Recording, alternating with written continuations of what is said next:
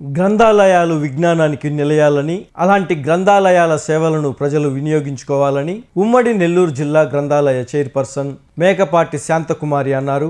ఆదివారం కొడవలూరు, విడవలూరు మండలాల్లోని గ్రంథాలయాలను ఆమె సందర్శించారు. ఈ సందర్భంగా గ్రంథాలయాల్లో నిర్వహిస్తున్న సమ్మర్ క్యాంప్, మౌలిక వసతులు, పుస్తకాల స్టాక్, వివిధ రిజిస్టర్లను ఆమె పరిశీలించారు. అనంతరం ఆమె మాట్లాడుతూ, ప్రస్తుత పరిస్థితుల్లో పిల్లలు, యువత చెడుదోవ పడుతూ మొబైల్ ఫోన్లకు అలవాటు పడుతున్నారని, వారికి పుస్తక పఠనం అలవాటు చేస్తే విజ్ఞానాన్ని పొందుతారని ఆమె పేర్కొన్నారు. అలాగే యువత ప్రస్తుతం ఉన్న కాంపిటీషన్ పరీక్షలకు హాజరవ్వాలంటే గ్రంథాలయంలో ఉండే పుస్తకాలు ఎంతో దోహదపడతాయన్నారు. జిల్లాలో మూతపడిన ప్రతి గ్రంథాలయాన్ని తిరిగి పునఃప్రారంభించి అన్ని మౌలిక వసతులు కల్పిస్తామని హామీ ఇచ్చారు.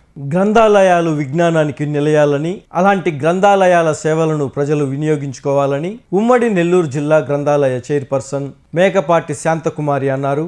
ఆదివారం కొడవలూరు, విడవలూరు మండలాల్లోని గ్రంథాలయాలను ఆమె సందర్శించారు. ఈ సందర్భంగా గ్రంథాలయాల్లో నిర్వహిస్తున్న సమ్మర్ క్యాంప్, మౌలిక వసతులు, పుస్తకాల స్టాక్, వివిధ రిజిస్టర్లను ఆమె పరిశీలించారు. అనంతరం ఆమె మాట్లాడుతూ, ప్రస్తుత పరిస్థితుల్లో పిల్లలు, యువత చెడుదోవ పడుతూ మొబైల్ ఫోన్లకు అలవాటు పడుతున్నారని, వారికి పుస్తక పఠనం అలవాటు చేస్తే విజ్ఞానాన్ని పొందుతారని ఆమె పేర్కొన్నారు. అలాగే యువత ప్రస్తుతం ఉన్న కాంపిటీషన్ పరీక్షలకు హాజరవ్వాలంటే గ్రంథాలయంలో ఉండే పుస్తకాలు ఎంతో దోహదపడతాయన్నారు. జిల్లాలో మూతపడిన ప్రతి గ్రంథాలయాన్ని తిరిగి పునఃప్రారంభించి అన్ని మౌలిక వసతులు కల్పిస్తామని హామీ ఇచ్చారు. పౌర్ నియోజకవర్గంలోని కొడవలూరు గ్రేడ్ 3 గ్రంథాలయాన్ని సందర్శించడం జరిగింది. గ్రంథాలయాలు సందర్శించడానికి ప్రధాన కారణం 3 ముఖ్యమైన విషయాల మీద దృష్టి పెట్టాం. ఒకటి, ప్రజలకి గ్రంథాలయ సంస్థ సేవలు అందుతున్నాయా లేదనేది ఒక విషయం. రెండోది, మౌలిక సదుపాయాలు ఎలా ఉన్నాయి అనేది పరిశీలించడం. మూడవది, మహిళలు, విద్యార్థులు, యువత, పెద్దలు, పిల్లల నుంచి పెద్దల వరకు అందరూ కూడా గ్రంథాలయాలకి వాళ్ళు వచ్చేలాగా చేయాలంటే ఏం చేయాలి, ఈ విషయాల మీద దృష్టి పెట్టి ముందు అన్ని నెల్లూరు జిల్లాలో ఉన్నటువంటి గ్రంథాలయాలన్నీ కూడా ఫస్ట్ విజిట్ లో సందర్శించడం జరుగుతుంది. రెండవ విషయం ఏంటంటే ఎటువంటి సౌకర్యాలు కల్పించాలి అని అనేది సెకండ్ ఆలోచిస్తాము. ముఖ్యంగా పిల్లలు ఈ పొద్దు రేపు పిల్లలు ఎలా తయారైపోయారంటే మొబైల్ మీదే డిపెండ్ అయి ఉన్నారు. ముద్ద పెడితే మొబైల్ ఇవ్వాలి, లేకపోతే వాళ్ళు తినేటట్టు లేరు. అలా మొబైల్కి అలవాటు పడిపోయినారు. కాబట్టి పిల్లల్ని గ్రంథాలయాలకు అలవాటు చేయాలి, పుస్తకాలు చదివే అలవాటు చేయాలి. చిన్నపిల్లలు పుస్తకం చదవటం అలవాటు పడితే అదే అలవాటుతో ఆ పిల్లవాడు రేపు మంచి పౌరుడిగా ఎదిగే అవకాశం ఉంటుంది.